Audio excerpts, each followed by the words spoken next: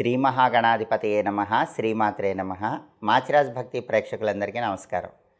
ఈనాటి దినఫలం కార్యక్రమంలో ముందుగా నేటి పంచాంగ వివరాలు పరిశీలిద్దాం.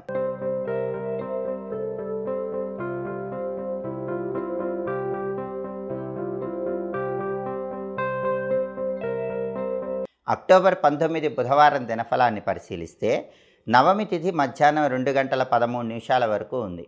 ఆ తర్వాత దశమి తిథి వచ్చింది. పుష్యమి నక్షత్రం ఉదయం 8:01 వరకు ఉంది. ఆ తర్వాత ఆశ్లేష నక్షత్రం వచ్చింది. బుధవారం పుష్యమి నక్షత్రంతో కలిసి వస్తే మాతంగ యోగం ఉంటుంది. ఇది వాహన లాభాన్ని కలిగింపజేస్తుంది. కాబట్టి 12 రాశుల వాళ్ళు ఉదయం 8:01 లోపు వాహనం మీద ప్రయాణం చేస్తే, బండి మీద కానీ కారు మీద కానీ ప్రయాణం చేస్తే ఆ ప్రయాణాల వల్ల మీకు లాభం చేకూరుతుంది.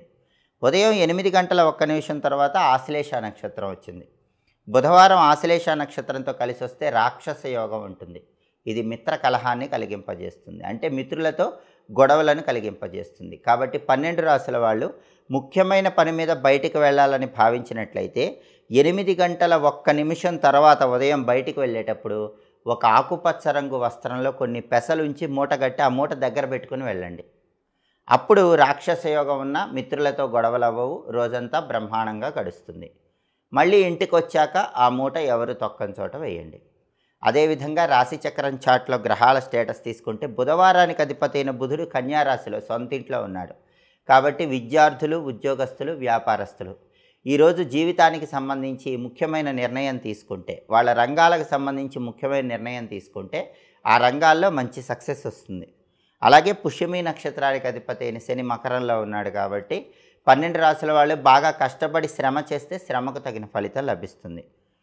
బుధవారానికి ఆశ్లేష నక్షత్రానికి రెండిటికి అధిపతి అయిన బుధుడు సొంతింట్లో కన్యలో ఉన్నాడు. కాబట్టి ఈరోజు వ్యాపారస్తులు ఏ డెసిషన్ తీసుకున్నా, ఉద్యోగస్తులు ఏ డెసిషన్ తీసుకున్నా అది మీకు బ్రహ్మాండమైన శుభ ఫలితాలనే కలిగింపజేస్తుంది.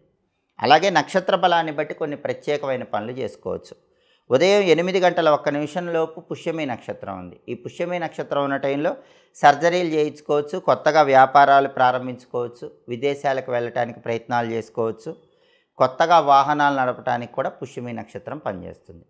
ఉదయం 8:01 తర్వాత ఆశ్లేష నక్షత్రం వచ్చింది. ఇంకా రోజంతా ఉదయం 8:01 తర్వాత ఆశ్లేష నక్షత్రమే ఉంటుంది. ఈ ఆశ్లేష నక్షత్రం ఉన్న టైంలో వినోద కార్యక్రమాల్లో పాల్గొవచ్చు. ఎదుటి వాళ్ళతో గొడవలు పడి విజయం సాధించడానికి కూడా ఆశ్లేష నక్షత్రం పనిచేస్తుంది. సర్జరీలు చేయడానికి, చేయించుకోవటానికి ఆశ్లేష నక్షత్రం యోగిస్తుంది. బ్యాడ్మింటన్, హాకీ లాంటి విద్యలు నేర్చుకోవటానికి, మ్యాథమెటిక్స్ రిలేటెడ్ విద్యలు నేర్చుకోవటానికి కూడా ఆశ్లేష నక్షత్రం పనిచేస్తుంది. అలాగే బుధవారం కాబట్టి 12 రాశుల వాళ్ళు నవగ్రహాల్లో బుధుడికి సంబంధించిన ఓం బుం బుధాయ నమః ఈ మంత్రాన్ని 21 సార్లు చదువుకుని వెళితే విశేషంగా వృత్తిపరంగా పురోభివృద్ధి ఏర్పడుతుంది. ఓం బుం బుధాయ నమః ఇది అద్భుతమైన కార్యసిద్ధిని కలిగింపజేసే మంత్రం.